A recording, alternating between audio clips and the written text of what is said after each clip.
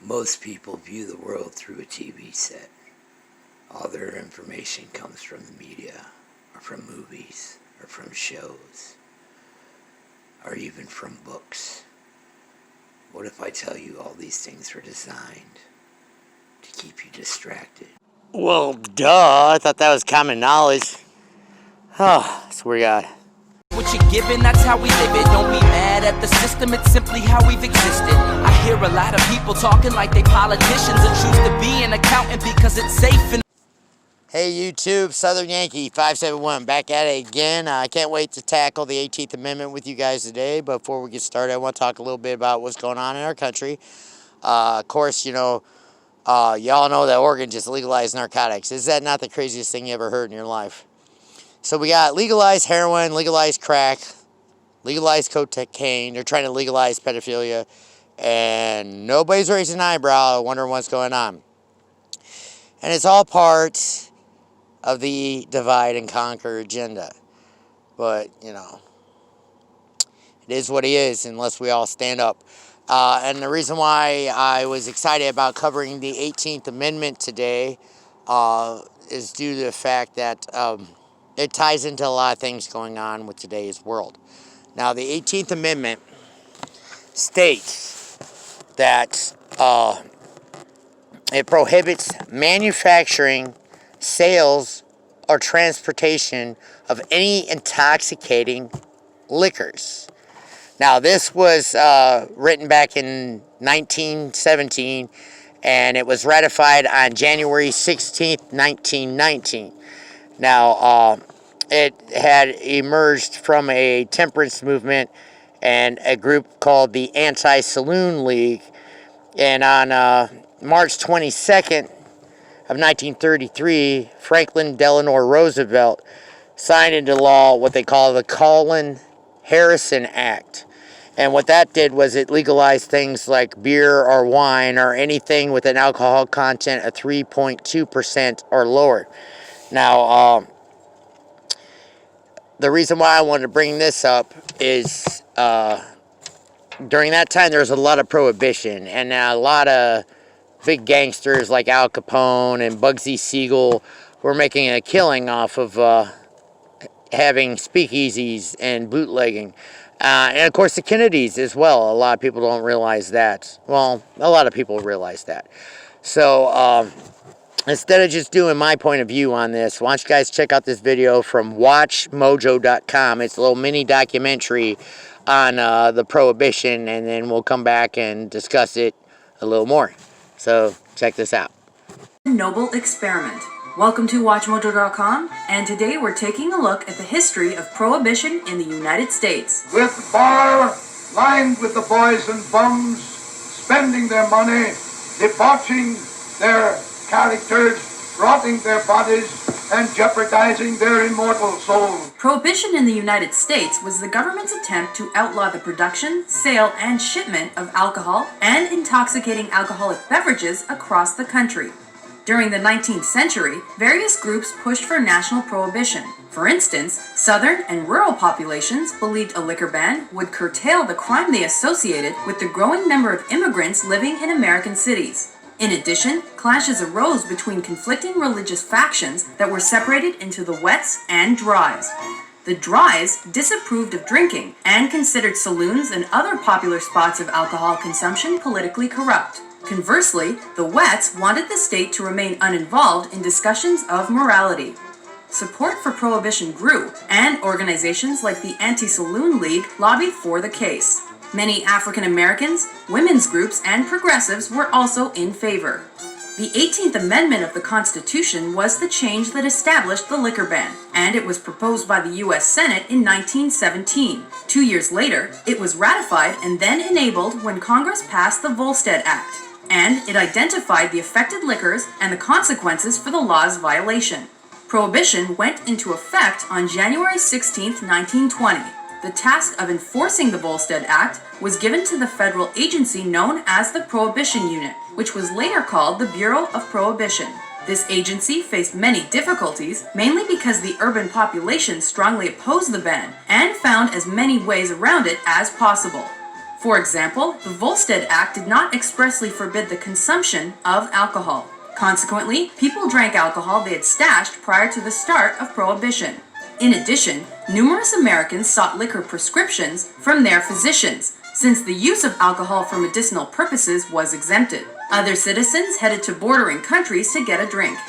Meanwhile, the illegal production and sale of liquor by organized crime developed rapidly. Bootlegging emerged during the Roaring '20s and saw alcohol smuggled into the United States by criminals. The black market for alcohol soon fell under the control of gangsters like Al Capone and Bugs Moran.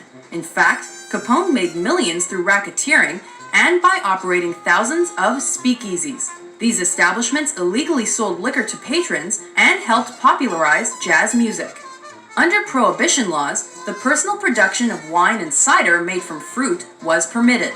Other individuals tried to find alternatives. Some redistilled industrial alcohols to make them drinkable, and this forced the government to begin poisoning those industrial alcohols to make them undrinkable. Between all the homemade solutions, tens of thousands were poisoned or killed during Prohibition after drinking unsuitable alcohol.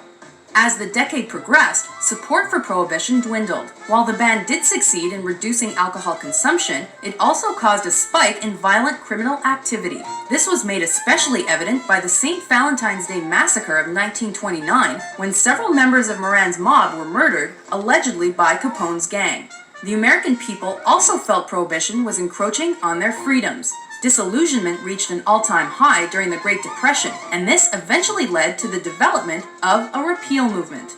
The first signs of success came in 1933, when the Senate passed the Blaine Act to instigate the repeal of the 18th Amendment. This was followed by an amendment to the Volstead Act called the Cullen-Harrison Act that permitted the production and sale of particular types of liquor. It would be very difficult, if not impossible, to estimate the benefit that will come to this country from the lesson taught to the coming generation, to make it their business to see that no such matter as this is ever again made the subject of federal constitutional law. A few months later, the 21st Amendment was ratified. This repeal of Prohibition permitted individual states to implement their own laws regarding alcohol.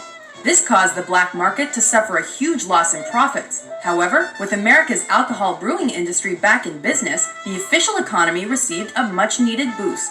While some towns continued to impose restrictions following the official repeal, the Prohibition era was most definitely over. Beer. Sparkling. Golden. Pure. Refreshing.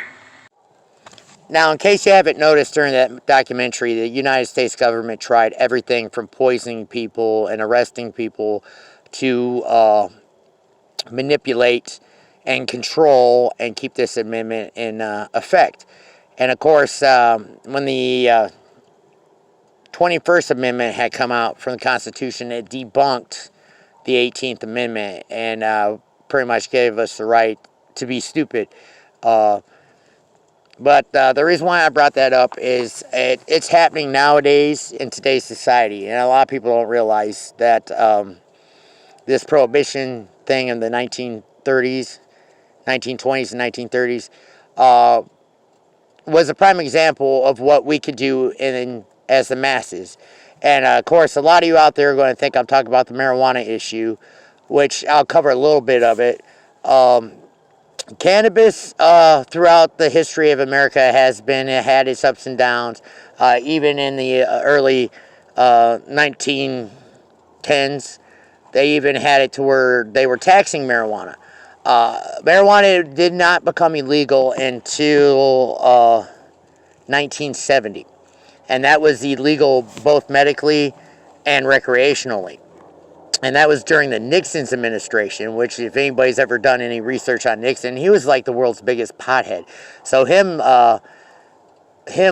making it illegal for marijuana use kind of raised a lot of questions to people back in the 70s. And a lot of people don't realize that this bill to make it illegal was passed by lobbyists from the beer and wine companies. And again, if anybody's ever taken sociology, you could cover all of that. They wanted to corner the market on buzzes or escape from realities. And that's how they viewed marijuana, as just like any alcohol, that it was escape from reality. But that's not even why I wanted to bring up the 18th Amendment. See, the 18th Amendment pretty much had been changed a lot over the years up until today's society. There are wet counties all over the place, and now that states have a right to determine their liquor laws on their own and away from the federal government, it's given us more of an opportunity to be individuals and have freedom of choice. And the reason why, even though this one talks about controlled substances in the amendment, it speaks volumes to me, because you stop and think about what we're going through right now with the mask mandates and the lockdowns. The reason why this prohibition disappeared like it did is because the masses wouldn't have anything to do with it. You had the Teamsters and the old school gangsters running speakeasies and running alcohol to get people what they want. There was people that had their stuff hidden before the law was passed that they were sneaking into and making a small profit off of, just having little cocktail parties in their home. Basically, they weren't agreeing with what the law had been set for them. And that's what we need to do nowadays with all of this stuff that's going down in today's society. We need to stand up and say, hey, we're not going to comply. We're done. And that's how laws get passed. That's how bills get passed. And that's the only way we could do it is to not comply. So the 18th Amendment means something to me, not just because of alcoholism, because, I don't drink. Because I'm one of those people, if I drink clear liquids, I get naked in public, I go to jail. If I drink dark liquors, I think I'm Superman, I get into fights, I go to jail. I'm just not a big drinker. But the concept behind the amendment and the power that the masses and the people had during the 1920s during Prohibition, and the fight that they put to keep that freedom, to have that right to have a drink at the end of the day, speaks volumes to me, and it should to you too. You are American citizens. Now, I usually, try to keep my opinions to myself on a lot of things, especially when it comes to drinking. So I don't want anybody out there thinking, oh, well, I'm dissing people who drink, because I'm not. Some of us can do it, some of us can't. And that's just reality. But if you are going to drink responsibly. Just like if you're going to smoke weed, smoke responsibly. No reason coming to work completely stoned out of your gourd, guys. You're not going to get anywhere. Save that shit at the end of the day. Anyhow, back onto the thing with the channel here. I don't know if anybody knows who David Icke is, but David Icke's been around for a while, and he's been talking about the control of governments amongst his population. And many people don't realize it, but our Bill of Rights, what separates us from other countries, and I'm gonna shrink it down to basic wording here. Our Bill of Rights pretty much gives us the legal right to know that our government is corrupt and they're going to try to screw us. That's what separates us from other countries, is that Bill of Rights. And of course, our Bill of Rights and our Constitution, like I said before, is under attack, and it's up to us to stop it. But I have this little clip here from David Icke that I want you guys to check out. Give me your opinion, and we'll talk about it in a little bit. This cult is constantly dictating when it goes up and when it goes down. No one ever talks about it. Why? This is fundamental, and I never hear any political party talk about this. I don't hear the wokers talk about it. I don't hear any of them talk about it.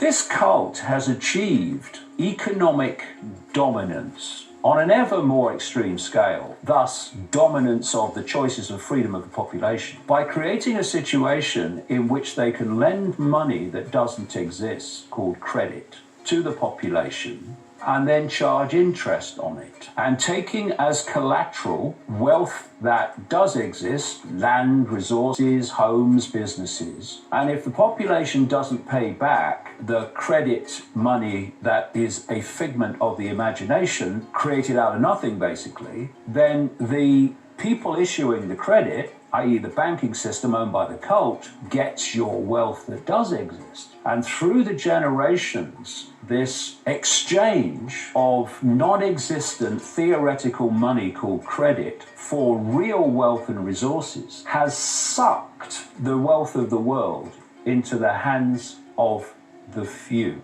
And through that dominance of financial control, they dictate the choices, or lack of them, of the population. And they dictate the choices of black people, white people, Asian people, all different kinds of people and sexualities. Why are governments borrowing money from private banking systems and the population paying interest upon that borrowing? Why aren't the governments issuing their own currency interest-free and lending it to the population interest-free to go about their commerce and go about their lives, creating opportunities and choices that they wouldn't otherwise have? Why are we allowing a privately owned, in the end, by a tiny few people, banking system to issue non-existent credit money and then be able to take the wealth of the people if they don't pay it back? And there's another thing on this. The same people that lend the money, the credit, dictate if the economy goes up or the economy goes down. Thus, they can lend lots of money and there's a boom. And then they can crash the economy and people can't pay back the loans that they took out. So what happens then? Those that have lent the non-existent credit and crashed the economy can then suck up all the wealth that was put as collateral for the non-existent money. Now, All right, y'all, that's all I got for tonight. Sorry about the lighting. I didn't get out here in time. It took me a while to get all my research gathered, and, you know, I still got to be a dad, so... But I'll see you guys next week, and peace out, Patriots.